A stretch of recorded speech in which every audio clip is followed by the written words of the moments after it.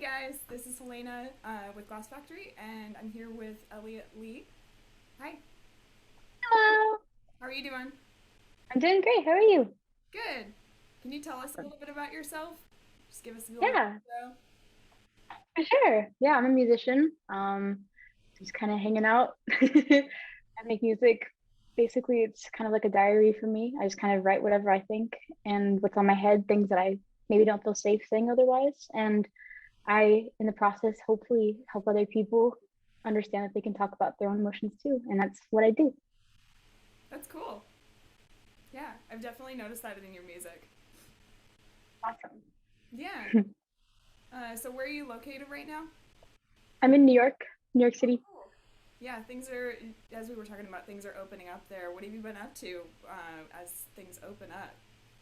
Yeah, I mean, right now it's crazy because things have shifted so fast. Like not a couple weeks ago, we couldn't go in stores or anything. Like you had to a couple people at a time, and everyone was wearing masks. And now all of a sudden, like go to Brooklyn and people don't wear masks anymore and stuff. And I keep it on even though I'm vaccinated just to be safe. But it's crazy just like getting back into the real world, and I just kind of am trying to figure out what things are safe still and all that. And yeah, I go on walks a lot now, and I could always go outside before, but now I've been feeling more safe about going for walks and stuff. And I have been going to Koreatown a lot because I love it there, and feeling safe about all that. It's just yeah, it's cool to get back into the real world. Yeah. What's your favorite part of Koreatown? I love going to the bookstore there. It's called Koryo. I read their books because I've been studying Korean, and so I use their books to study. And yeah, it's just a really cute little store, and they have like a little back section that has like Korean fairy tales and stuff that I love to hang out in, and just Cool. the restaurants there are awesome and stuff. So yeah. Yeah. Are there, so do you read, I know this is probably a dumb question, but what kind of fairy tales do you like reading? Is it like this the standard stuff that we all know, or are there special ones that really stick out to you that are only in Korean?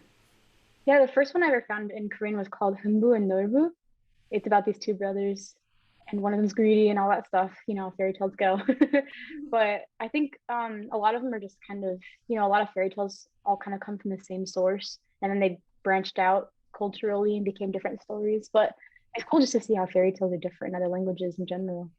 Right, yeah, that's why I asked, because I was wondering just how different they were, how different the experience is, and Right. yeah, it's really cool. Yeah. When was the moment you decided to become a musician? Do you have an exact moment? Yeah, so I was in college to do pre-medical, and I was in college like my major was philosophy, and I was in a bunch of pre-medical courses, and I was working my butt off, and I kind of just hit this really dark point in my life. A bunch of stuff happened, and kind of plummeted, and I got to a point where I was like just thinking about what my future could possibly be, and if I could even see myself in the future. And I started realizing that the path I was on, I couldn't really see a future for myself. Like it didn't feel like it was me.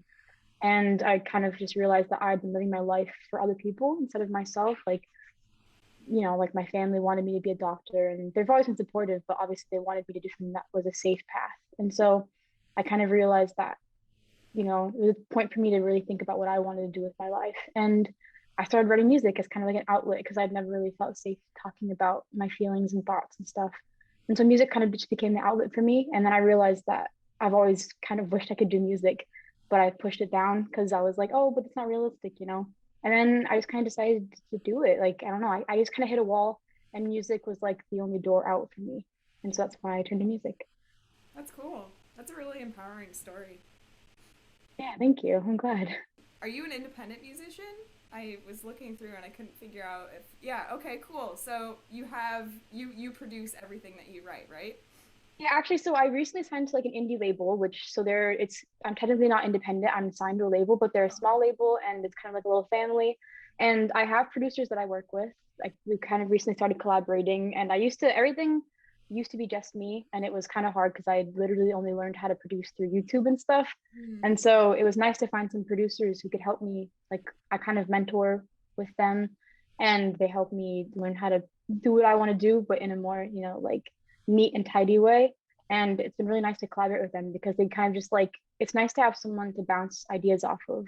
Like they don't tell me how to do stuff, which is really nice. They don't tell me how to write my music or anything. I'll just be writing and they'll be like, oh, how about think of this kind of thing? And then it kind of helps me think, in my own brain how to word the thing that they're mentioning. And so, yeah, I mean, I still do everything basically myself. It's nice to have a little label that helps me. They help me a ton. I love them so much. They help me emotionally just by supporting me and, believing in me. And they also help, promoting stuff. And it's been really nice. That's cool. Yeah. So that Yeah. was my question basically, because I figured you were signed with somebody possibly, but I couldn't figure out in my in the research department like where you. Yeah. Yeah, my label, they're called Photo Finish. Photo finish. That's cool. Yeah.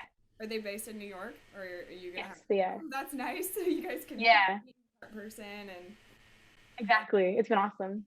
yeah, that's cool. Cause yeah, that's one of the challenges in the pandemic that I've heard a lot. Like people can't collaborate together, and that impacted people's creativity in that. So Exactly. would you say that that was a similar situation for you? How has quarantine impacted your creativity as a musician? I think quarantine definitely impacted my creativity, even just in the fact that it kind of became hard for me to, I don't know, like I feel like my music has always been a place for me to vent my feelings. But then I felt like the world was such like a dark place during quarantine that it kind of almost felt selfish to start talking about myself still. Mm. Like everyone was suffering so much. And I got to a point where I was just like, I just like I couldn't write anymore for a while. And I wrote a couple songs, but in general, like I know a lot of people like really whole albums during quarantine stuff, and I'm like, I really admire them because I definitely couldn't have done that. I don't know why, but I think just the world for me wasn't really a creative place for a while. But I'm definitely getting back into being creative now, which feels really good. How do you think that will change your message in the future? I think I don't know if it'll change it too much, but I think maybe in general, it helps me think about the fact that there are a lot more people suffering than I thought before. I mean, I know everyone goes through suffering moments in their lives, obviously. That's kind of just part of life. But seeing people who I previous never, like, I never thought they would be suffering in those ways, like, with even depression or just not wanting to go outside because of quarantine, Mm-hmm. seeing that affect people in such a, strong way has really helped me kind of open my eyes to how important what I'm talking about is because anyone could be affected by it at any moment. It's not just like some people could possibly get depressed and everyone else is safe from it. I think it really helped me understand that anyone at any moment could go through something that makes it, their life feel hard for them. It makes you feel like they can't move forward. And so I think if anything, it just makes me feel more strong about going forward with the same message of that you're not alone. Yeah, that's awesome. And it's really encouraging too, because your voice definitely does have an influence. I really like your messages and your music. Thank you. Mm-hmm. So you just released a new single called Rubies. Could you tell us a little bit more about the concept that you had in mind before that, or about it? Yeah. So Ruby is I kind of wanted to go into it thinking about like because everyone collects things, everyone has something that they hold close to them that they could get more and more of it and never feel like it's enough, right? Some people it's cassettes, some people it's vinyl, some people it's like figurines, and I never really felt like I collected something until I sat down and thought about it. And I think something that I do tend to collect is memories, and it might sound silly, but I like people always have told me that my memory is like ridiculous, like I have too good of a memory. And I think because for me, memories are just such precious things. And when I sat down to write Rubies, I was just like, what do I collect? Like, what's something that I hoard, like that I maybe even keep too much of? And I realized that I kind of feel like negative memories are something that I used to hold on to really tightly. Like, I used to almost feel like they defined who I was as a person. It was like the negative memories that I had. And I think I've started healing from that and learning to be more, better at keeping the good memories too. But Ruby is kind of about that feeling of just like holding on to the bad things that have happened to you and letting them pile up and kind of even making them become your identity to a point where, it makes you maybe even a worse person or maybe makes you even sadder or something like that and makes people not want to be around you. And so that's what Ruby's is about. Yeah, I could definitely see that in your visuals and your music video too. And I mean, obviously, Red and Rubies are very key in that. But why did you choose Red? Why was Red so important to you? It was very clear that it was very important in that music video. Yeah, I think for me, I was just trying to think of like a way to visually portray the whole like the negative memories thing. And for me, red has always been like I think in general, red is kind of like a scary, even like, like blood, stuff like that, and fire. And so I kind of went down that path. And I think rubies in general, like like they're just kind of like a dark gemstone. And so I wanted to just kind of portray it in that way. And I thought, I haven't really done red yet. I've always done like a pink and blue and pastels and stuff. And I thought it'd be cool to kind of do a 180 and go dark and red. Yeah, that's cool. Do you think that that's gonna? Do you think you're gonna go more down that direction with the clash against and the collaboration with the dark against the light in more visual ways as well? I think so Rubies is like the last part of a story that I'm gonna be telling in the EP that's gonna come out. And so it's kind of like I'm going backwards and telling it. And at the end of the story, it's kind of gonna be back to where I was before, but maybe even stronger. And so I think going forward I'm gonna start getting lighter and lighter. Um, but I used to kind of be afraid to start incorporating dark colors in my image because it was like pastel was my thing for so long. So I figured just taking the plunge into darkness would help me be a little less scared to incorporate some darkness later on. So I think it'll definitely affect. Eventually, I'll be able to incorporate darkness even into my pastel colors and stuff. I think for sure, and that it's not clash because they can work well together. And I'm looking forward to seeing what you come up with in that. Thank you. Yeah. And then I just saw on your social media recently that you were teasing a new single. Is that a new single? It's called Drama Queen, right? Tell us a little bit Yeah. more about it and all that. What's the concept? Yeah. So Drama Queen is, like I said before, I'm kind of telling this story in reverse, and Drama Queen is the prequel to Rubies. So Hmm. it's telling about what happened before the story that happened in Rubies. And so Drama Queen is kind of just like a crazy, there's lots of fire.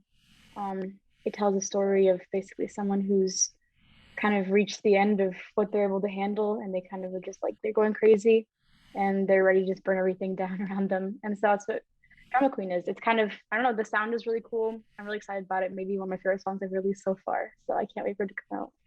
Yeah, cool. Is there anything else that you want to tell us? Do you have a release date yet? You don't have to tell us when it is, but you have a release date in mind at least. I do have a release date. Yes, it's very soon. Oh, cool. Well, I'm looking forward to that.